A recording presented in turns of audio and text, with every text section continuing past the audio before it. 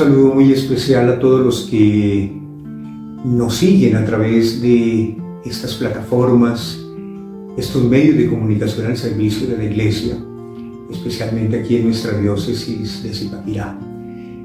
Y voy a acompañarlos durante este momento.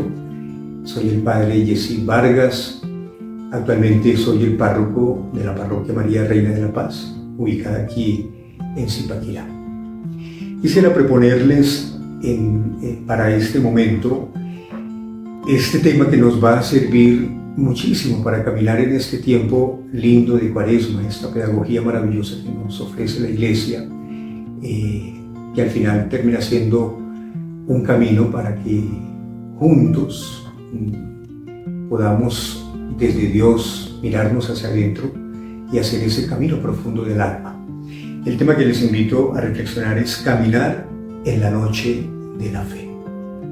Desde luego que este es un tema maravilloso, un tema muy rico, referencia un poco a la poesía mística del siglo XVI, ¿no? Tiene una profundidad maravillosa que si lo podemos enfocar un poco desde San Juan de la Cruz y Teresa de Ávila, nos van a aportar muchísimo para hacer este camino cuaresmal. Quisiera partir de dos experiencias que he tenido que vivir durante este día. Hoy en la mañana, justamente preparando un poco este tema, recibí una llamada de una familia de mi parroquia, una hija llorando, angustiada, muy triste, tocada por la realidad de la muerte. Siempre va a ser un proceso difícil en la vida de los seres humanos, para pedirme de que fuera a la casa de la mamita que tenía 83 años, que tiene 83 años, para darle la noticia de la muerte de su hija y poder acompañar este momento muy doloroso. Me permitió entender lo que significa caminar en la noche de la fe. No es fácil caminar en la noche de la fe. Desde luego que es lo complejo de nuestra existencia. Poder entender que todas estas emociones que terminan siendo la experiencia del alma, vividas a través de nuestro cuerpo frágil, duele en este campo material, ¿no? Esa es la primera experiencia. La segunda experiencia, el día de ayer en mi parroquia un joven se quitó la vida. En una parte de la parroquia, la parte de atrás, hay unos árboles y el joven optó por quitarse la vida ahí en este lugar, ¿no? Entonces los vecinos también esta mañana me decían: Padre, acompáñenos a hacer una oración para que esta alma encuentre el camino hacia Dios. Entendí también ahí nuevamente este tema que me han pedido para tratarlo con todos ustedes en este tiempo de Cuaresma, ¿no? Las situaciones duras de la vida, cuando no la llevamos a veces de la mano de Dios, o cuando no encontramos a alguien que nos ayude, terminan por volverse noches muy oscuras de las que difícilmente se puede salir sin la ayuda de nadie, ¿no? Y ahí es cuando uno entiende la importancia de tener a Dios en el corazón, de tener amigos que conozcan de Dios, de tener una sana espiritualidad, de tener momentos y espacios bonitos para poder interiorizar en nuestra vida y no permitir que por esas heridas de nuestra humanidad termine entrando las tentaciones de nuestra vida que terminan destruyéndonos, ¿no? Esos dos episodios que he vivido, y discúlpenme que se los cuente en esta charla, realmente no los había preparado para este encuentro, pero me pasaron en el transcurso de la preparación de esta temática que me han pedido. Nos sirven estos dos momentos para entender un poco lo que significa caminar en la noche de la fe, ¿no? Yo pensaba en qué es la Cuaresma, ¿no? Todos los años nosotros vivimos este tiempo lindo de la Cuaresma y terminamos creyendo que la Cuaresma son prácticas vacías que se realizan a veces por temor a no fallarle a los mandamientos de la Santa Madre Iglesia o a lo que nos enseñaron en la doctrina del catecismo cuando nos preparábamos para los sacramentos. La Cuaresma realmente no son eventos vacíos o cosas vacías que hacemos.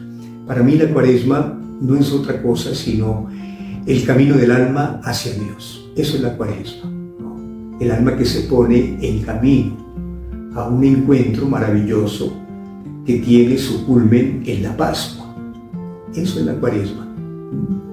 Pero si uno lo ve de una manera más profunda, uno diría, pues la Cuaresma termina siendo toda la vida.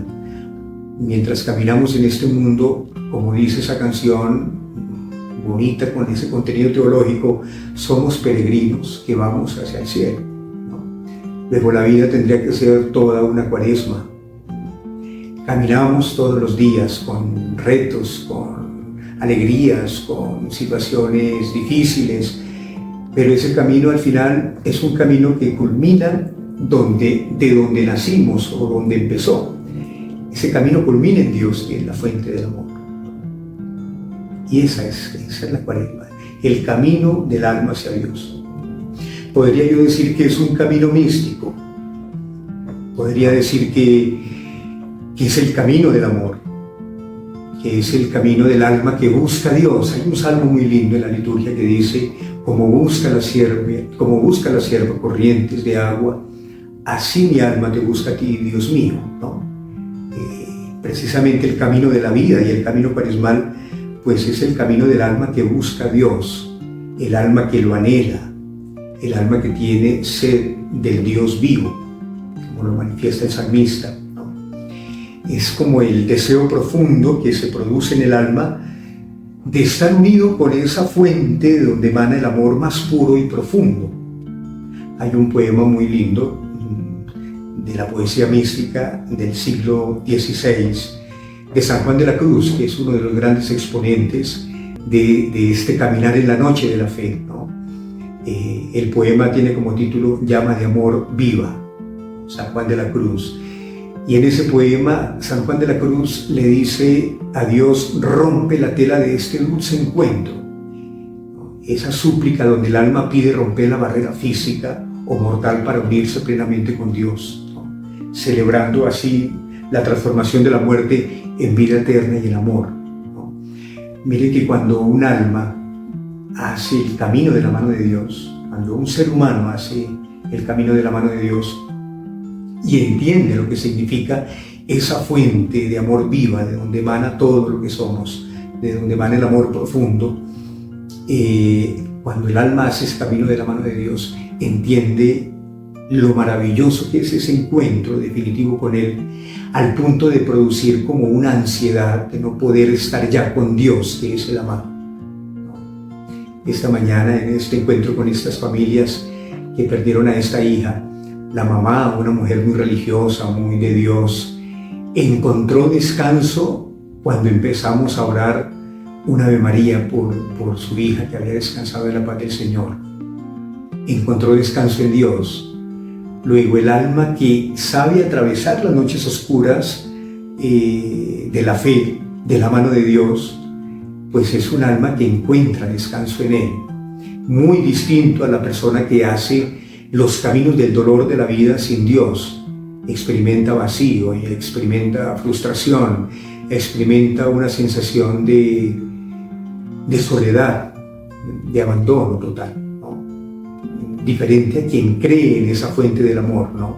Y que entiende que al final de la vida todo vuelve a Él, ¿no? San Juan de la Cruz lo entendió perfectamente. Le decía a Dios: ya no más, ya el mundo en el que estoy es lindo porque lo has hecho para mí, pero ya yo quiero estar en tu corazón, porque ese corazón no lo supera nada en este mundo, ¿no?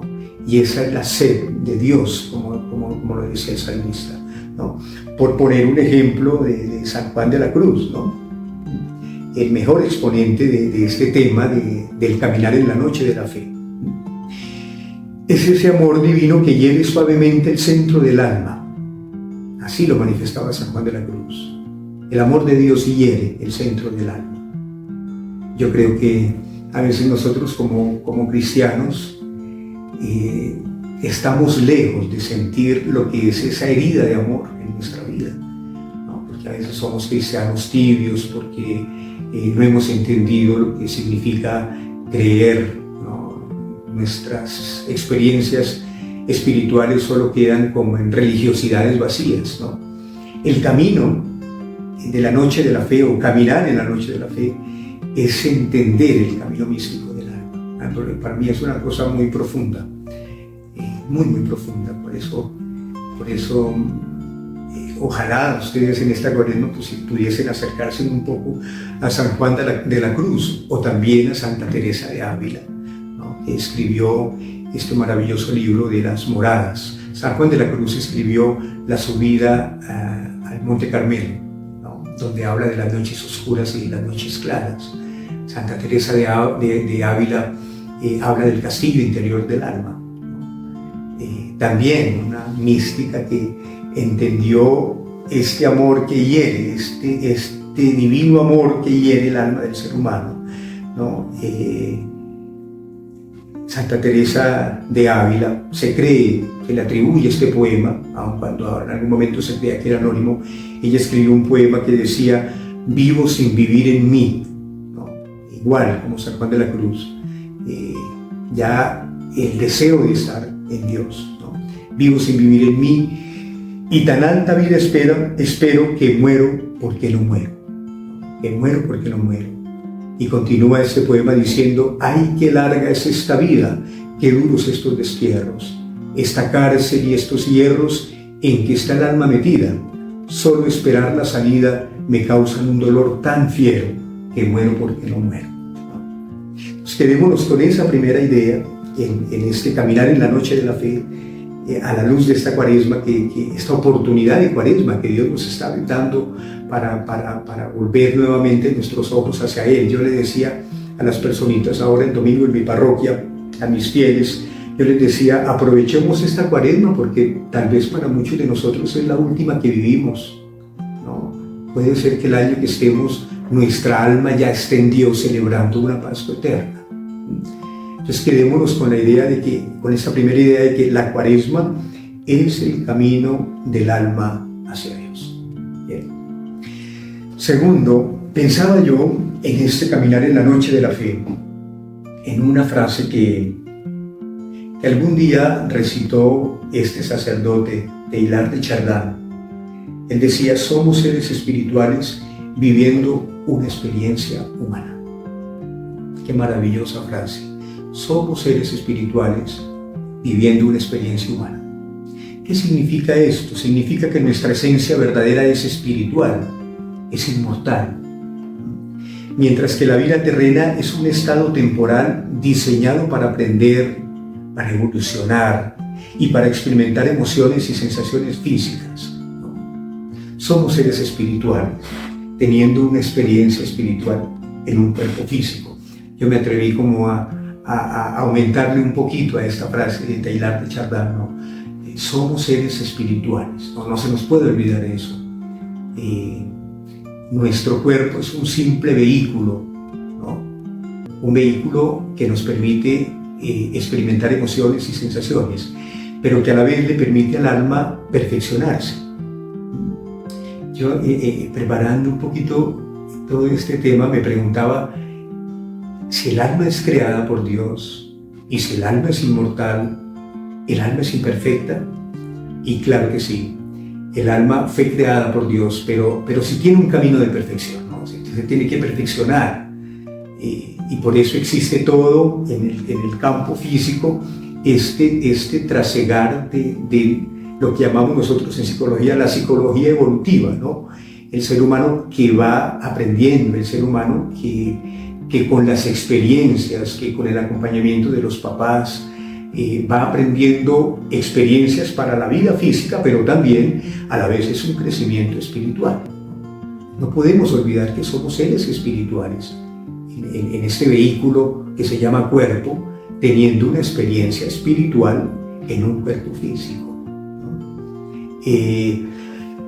Hay una oración de Teresa de Ávila que que nos muestra perfectamente lo difícil que es vivir como esta dualidad, ¿no? Lo difícil que es vivir esta dualidad entre el cuerpo físico y el alma, que es espiritual, ¿no? Hace unos días estuve yo visitando una personita que tiene un cáncer muy agresivo, y ya casi había perdido el conocimiento, pero aún así pude administrarle sus sacramentos. Y cuando fui a salir, ella me dice: doctor, no se vaya, cúreme. Esos dolores, ¿no? Tal vez los que me están escuchando no sabemos qué es el dolor, esa clase de dolor, ¿no? El dolor físico, el dolor espiritual, ¿no? El dolor de una esposa que ha durado 40 años, 30 años casada y su matrimonio se desvanece de un día para otro, la familia se desintegra. Es el dolor espiritual, ¿no? El dolor físico, el de un cáncer. Es complejo cuando nos encontramos en esas realidades difíciles de nuestra vida, porque el alma en su angustia cuestiona a Dios. Siempre la pregunta que hace una persona que atraviesa la noche oscura del dolor, la noche oscura de la fe, ¿no? Le dice a Dios: ¿por qué me está pasando eso? ¿Por qué a mí? ¿Por qué a mí? Y son preguntas a las que nunca les vamos a encontrar una respuesta en esta vida, ¿no? A veces decimos: a Dios hay que preguntarle el para qué, no el por qué. Yo digo: a Dios hay que preguntarle el por qué y el para qué, porque preguntarle a Dios el por qué y el para qué nos permite expresar eso tan humano, esta realidad humana, ¿no? ¿Por qué mi cuerpo sufre? ¿Por qué mi alma sufre? ¿No? Es el grito desgarrado del ser humano que le cuestiona a Dios. Y qué lindo poder cuestionarlo, porque eso es una manifestación del dolor, ¿no? Ante esas manifestaciones del dolor, Teresa de Ávila, la gran Teresa de Ávila, nuevamente nos regaló una oración. Alguna vez en un retiro espiritual aprendí que se le conocía como la oración de la desesperación.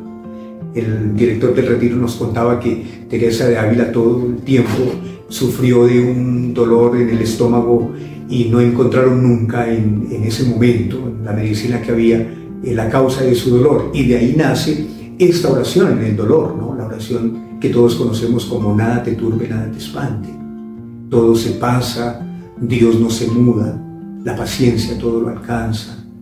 Quien a Dios tiene nada le falta, solo Dios basta. Y en una otra estrofa de este poema dice: aspira a lo celeste que siempre dura, fiel y rico en promesas Dios no se muda. Ama la cual merece bondad inmensa, pero no hay amor fino sin la paciencia.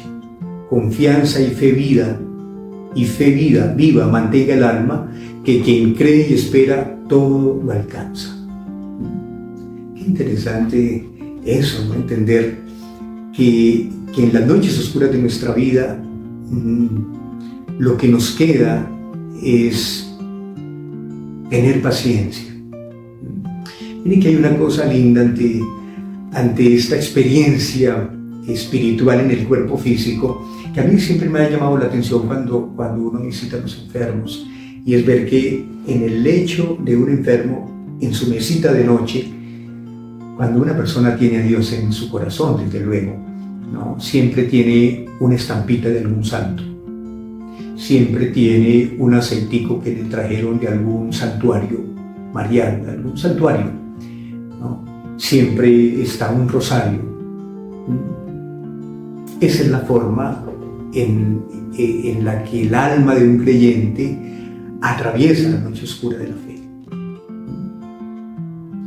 Pero siempre desde la paciencia, siempre entendiendo lo que decíamos el día que nos pusieron la marca de la ceniza en la frente. Nos dijeron: recuerda que polvo eres y al polvo has de volver, ¿no?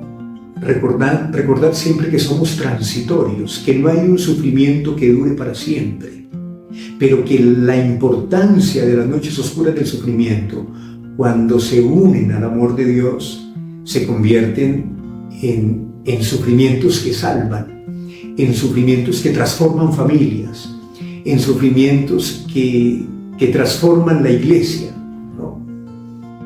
Ahora, entrando aquí a esta oficina, abrí la puerta y la primera imagen que me encontré fue la de Carlo Acutis, este joven recién canonizado, que se santificó a través del sufrimiento, que ofreció a Dios su juventud con amor y con alegría en el sufrimiento, en el dolor del cáncer que padeció, ¿no?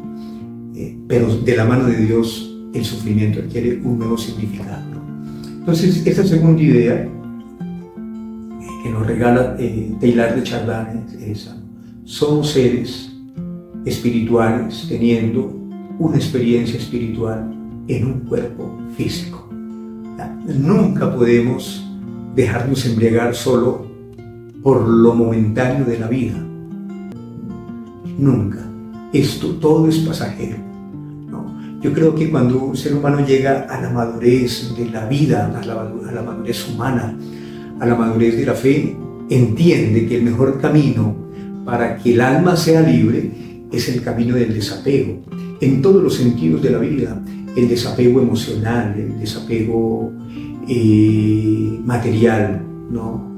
El desapego de nuestros egos, que a veces no dejan evolucionar el alma. Hay un cuento de la filosofía oriental que narra lo que significa el ego y el yo, que es lo que tanto daño nos hace y que no nos deja realmente aprovechar bien esta experiencia espiritual en este cuerpo físico. Dice: el ego y el yo son como dos aves que están posadas en la misma rama de un árbol, ¿no? Mientras la una busca por comer los frutos dulces y amargos del árbol, la otra contempla en silencio, ¿no? Es el ego y el yo. El ego, que se impacienta, busca saciarse de todo. El yo es esa parte del alma maravillosa que nos permite contemplar de lejos lo que somos, nuestras acciones, ¿no? La que nos permite tener mesura, la que nos permite ver la vida con ese sentido profundo de realidad. Eso no lo produce el alma cuando centramos este camino en Dios. Entonces, quedémonos con esa segunda idea. La tercera idea: el alma, desde luego que mientras camina por el mundo, a veces manifiesta una nostalgia. Los místicos hablan mucho de esa nostalgia. Esa poesía que mencionaba de San Juan de la Cruz al comenzar habla de esa nostalgia, ¿no? Si la fuente de donde brota el amor es tan maravillosa, ya yo quiero estar en esa fuente, ¿no? Uno piensa siempre en el ejemplo típico de todos los ríos, riachuelos que van haciendo su caudal, pero el único objetivo de cualquier río, de cualquier riachuelo, es poder unirse con el océano. Ese es el ejercicio que debe hacer el alma mientras camina por la vida, ¿no? Recorrer los caminos de esta vida, los caudales de esta vida, pero con la certeza de que en algún momento nos encontraremos con Dios, aun cuando entendiendo lo que significa este encuentro, entendiéndolo, haciendo conciencia de lo que significa este encuentro, ese hacer conciencia nos va a producir una nostalgia del paraíso, una nostalgia del cielo. Me acuerdo ahora de una película, se me va el santo ahora, pero una película italiana, El Santo Italiano, ¿no? Que decía: prefiero el paraíso, ¿no? Preferir el paraíso a cualquier otra cosa le produce nostalgia al alma, ¿no? Esta nostalgia del alma tiene su fundamento en la dualidad alma y cuerpo, ¿no? Alma inmortal, cuerpo mortal, ¿no? Por mucho tiempo la filosofía enseñó eso, de que el alma estaba metida como en una cárcel, la cárcel del cuerpo, después. Creo que fue Aristóteles quien asumió estas ideas y las cristianizó, ¿no? Y terminó diciéndonos que se necesitan estas dos formas del ser humano, no sé cómo decirle, alma y cuerpo, se necesitan para tener esta maravillosa experiencia, que es única la oportunidad de vivir, ¿no? Esta experiencia en este mundo, esa dualidad, ¿no? Un cuerpo que no tiene alma es un cuerpo muerto. Y un alma que no tiene cuerpo, pues sencillamente no existe, porque no ha sido creada para habitar ese cuerpo, ¿no? Entonces, entender, el alma es lo que da vida, el alma es la que nos permite tener conciencia de las cosas, el pensamiento, la personalidad, todo eso es el alma, el principio vital que anima a los seres vivos. Este domingo, este primer domingo de la Cuaresma, el texto del Génesis iniciaba así: al principio Dios del barro creó al hombre, sopló sobre el hombre y existió el primer ser vivo, ¿no? Quiere decir que el alma es ese soplo divino, ¿no? En hebreo se dice a ser viviente, se le dice nefesh, ¿no? No sé, tal vez se encuentre también un poco de relación después con lo que será el espíritu que da vida, el ruach de Dios, ¿no? El neuma de Dios, ¿no? Pero el alma es lo que le permite al ser tener vida, ¿no? Y el cuerpo, pues, es esa estructura física, ¿no? Es mucho más fácil hablar del cuerpo. Es esa estructura física y material formada por células, tejidos, órganos, etcétera, todo lo que significa el cuerpo. Pero estos dos unidos, teniendo una experiencia en este mundo sensorial, pero a la vez tendiendo hacia lo eterno, ¿no? Me gusta cuando San Pablo dice: somos ciudadanos del infinito. Me gusta cuando San Pablo dice: porque antes, desde la creación, Dios pensó en cada uno de nosotros, ¿no? Cómo Dios se toma el cuidado para compartirnos la vida, cómo Dios en su amor grande nos transmite una dignidad maravillosa que no la tienen los animalitos. Nos creó a su imagen y semejanza. Y toda esa imagen y semejanza pues la da el alma en este cuerpo físico y mortal, ¿no? Bien, esta alma en un cuerpo físico camina en los dramas de la vida. Y su caminar en este cuerpo transitorio es un caminar consciente o inconscientemente hacia su Dios y Creador, ¿no? Uno podría decir: no, Padre, es que los únicos seres que realmente cuentan en la vida son los que creen en Dios y caminan, hacen un camino religioso, un camino espiritual. No, todos, sin darnos cuenta, contamos para Dios, porque por mucho que una persona no tenga manifestaciones de fe, es un ser espiritual, eso nadie se lo puede quitar, ¿no? Por eso yo digo, consciente o inconscientemente, esta alma creada por Dios camina en un cuerpo físico en cada uno de los dramas de la vida, ¿no? Todo esto que yo he dicho tiene que ver con este caminar en la noche de la fe, ¿no? Para mí esto es un tema muy poético, la verdad que es muy poético. Pero a la vez, para que no se quede en solo poesía, yo tendría que decirlo desde mi fe, ¿no? Es lo más real que existe. Todo este mundo espiritual es más real que todo lo material que vivimos.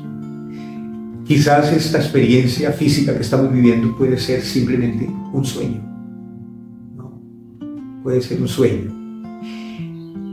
Alguna vez leí un libro de un neurocirujano llamado Eben Alexander. Era profesor de neurociencia en una universidad prestigiosa de los Estados Unidos, y él tuvo una SM, una experiencia cercana a la muerte, ¿no?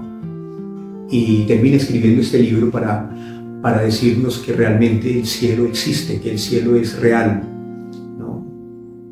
Se llama así el libro, El cielo es real.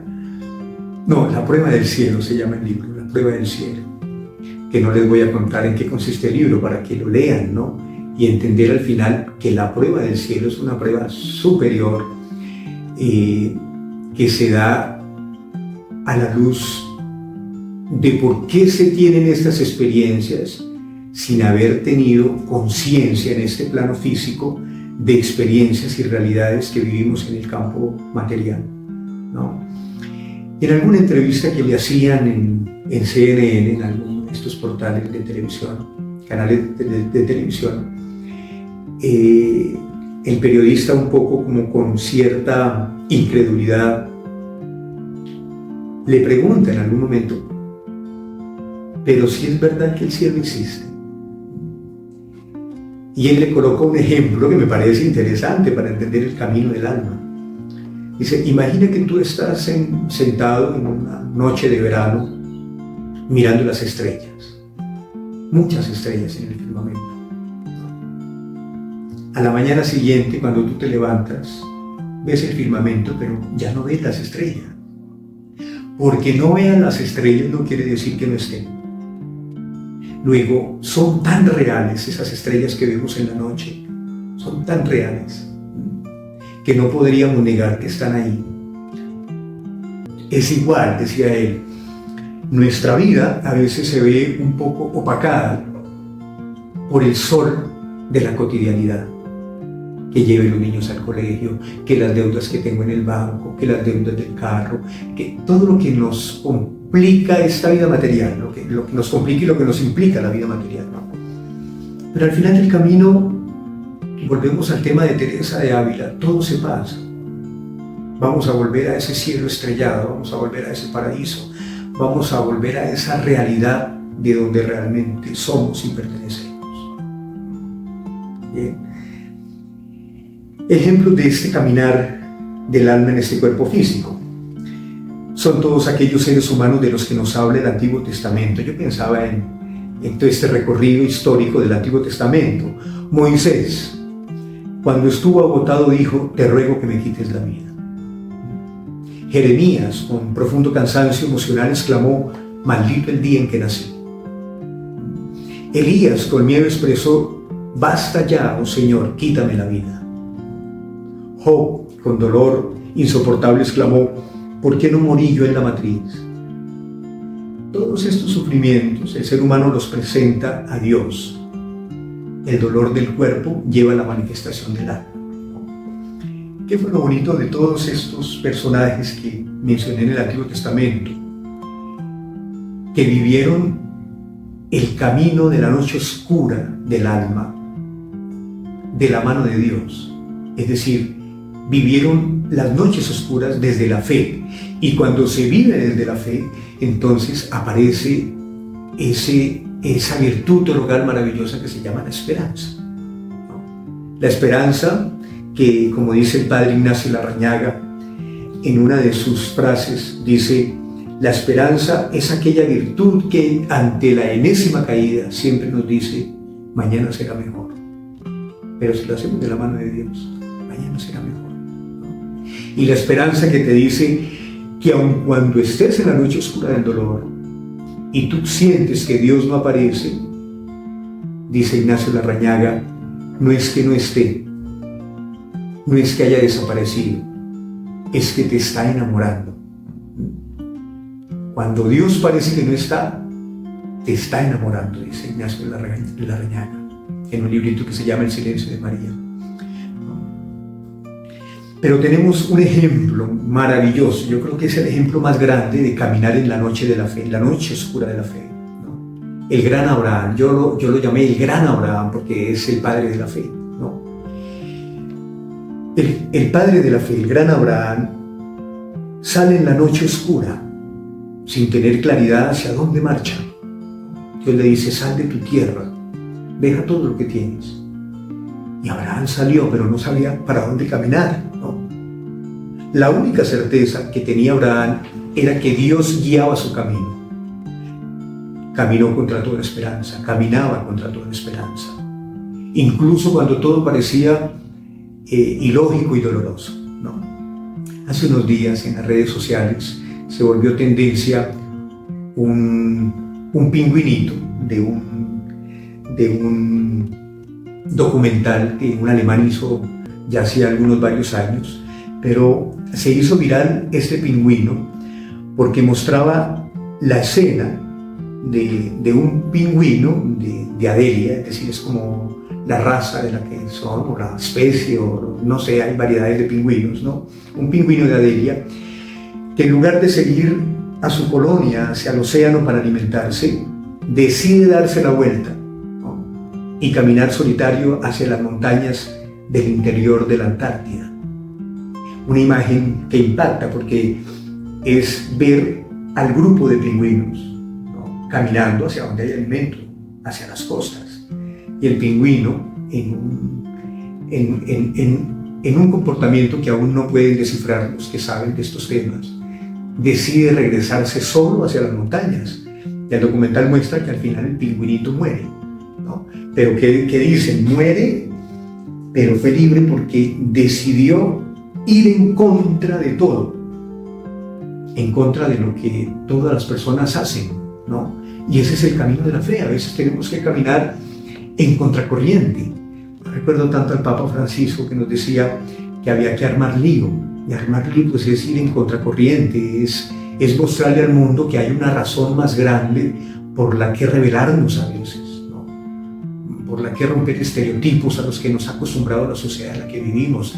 Y eso le hace falta hoy muchísimo a nuestros jóvenes que viven estigmatizados por las redes sociales, que los invitan a realizar una y otra vez las mismas cosas que hacen todos. Cuando se presenta el modelo de la fe, de seguir a un Dios en contracorriente, encontrar a un joven que hoy te dice, quiero entrar al seminario, para mí eso es un milagro y es una alegría, saber que un joven quiere ir en contra de todas las ofertas que el mundo nos presenta hoy. Este modelito del pingüino me recuerda a Abraham, el padre de la fe, ¿no? Se fue solo, contracorriente, en la oscuridad de la noche, con la certeza de que Dios lo guardaba. Y finalmente, pues tiene toda la recompensa de Dios por creerle, ¿no? Creerle a Dios. Bien. Yo quisiera, a la luz de esta reflexión hasta acá, para cerrar ahora con lo más importante, yo quisiera motivar a tanta gente que sufre la enfermedad, ¿no? Que veamos la enfermedad como camino, ¿no? La enfermedad como un camino para sanar las cosas que nos enferman. Siempre la enfermedad va a ser un camino maravilloso para volver a Dios, para examinar el alma, para perdonar, ¿no? En esto son especialistas unos médicos alemanes que escribieron un libro que se llama así, La enfermedad como camino. Rápidamente lo que nos enseñan es que las enfermedades son como los testigos de un vehículo. Cuando un vehículo en el tablero aparece un bombillito en rojo mostrándonos que se acabó el agua y que el carro se puede recalentar, ¿qué es lo que toca hacer? Pues colocarle agua, no escoger a golpes el tablero. Y nuestro cuerpo es igual, ¿no? Cuando se enciende un bombillo de la enfermedad, hay que preguntarnos, espiritualmente hablando, desde el alma, ¿qué es esto que hay en mí que me ha llevado a experimentar el dolor y la enfermedad? Y empezar por sanar el alma. Yo digo que hoy en día, cuando la gente como loquitos corren buscando misas de sanación para sanar el cuerpo, yo creería que ese no es el camino. El primer camino es sanar el alma, es lo primero que tenemos que sanar. Y de ahí en adelante todo lo demás viene por añadidura.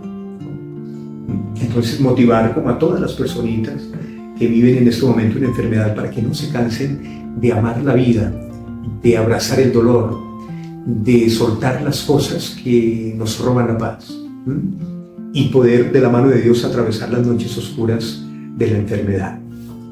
Finalmente, ¿quién nos enseña este lindo camino de una manera superior? Cristo, el hombre nuevo. Allá tiene que llegar todo.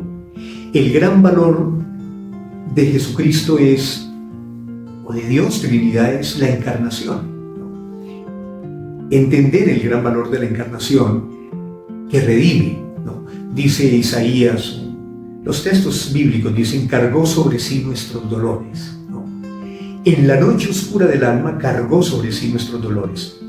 Él también caminó la noche de la fe en el huerto de los olivos, donde empezó la redención, donde tuvo la tentación más grande, ¿no? En la negación de Pedro, en la traición de Judas, en el abandono del Padre en la cruz. Padre, ¿por qué me has abandonado? Pero lo bonito de Cristo, y por eso creo que es el modelo, y por eso San Pablo dice, llegar a la medida de hombres perfectos, a la medida de Cristo. Ese es el objetivo de todas las almas en el mundo, llegar a la medida de Cristo, el hombre perfecto, ¿no? Pero al final, la noche oscura, al final de la noche oscura de Jesús viene la luz, el resplandor, el nuevo comienzo, la luz de la mañana, los primeros rayos del domingo, la resurrección.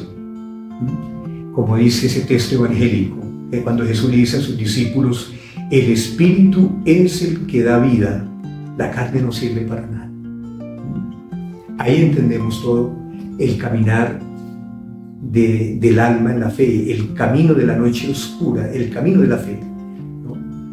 Cuando entendemos que Cristo, el hombre nuevo, hizo todo este camino.